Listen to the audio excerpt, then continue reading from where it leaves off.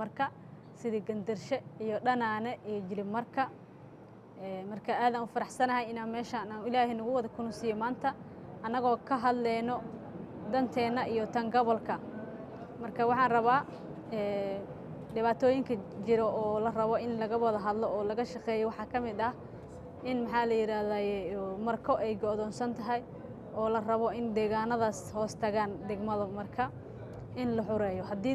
deegaanadaas la xureeyo oo amni ay noqdaan markan waxay noqonaysaa amni dhibaatada hadda ka jirto oo go'doonka ahna kulay way ka baxaysaa insha Allah marka waxaan rabaa halbowlihii deegaanadaas waaye deegaanadii ilbaxa waaye maasha Allah oo wax soo saarka lahaa dadkeedii wax soo saarka lahaa marka waa ku faraxsanahay in maxaa la yiraahdaa ishagan maanta aan baranayno sidii dadka maxaa la yiraahdaa aan u xureysan lahayn deegaanadeena oo dadkeena ay maxaa wax u wada qabsan lahaayeen marka waxaan idinku boorinaa inaad noqotaan dad isku xiran oo wax wada qabsado oo mar walba ka shaqeeyo sidii deegaanadooda ay xor ku noqon lahaayeen kuna shaqeysan lahaayeen si xor ah ayaga iyo haweenka iyo gabdhahooda iyo maxaa la yiraahdaa iyo dhalinyarada odayaashooda ay noqdaan dad maxaa la yiraahdaa isku xiran oo hadhowna loo sii dego in wax la sameeyo iskuuliyo caafimaad iyo waxbarasho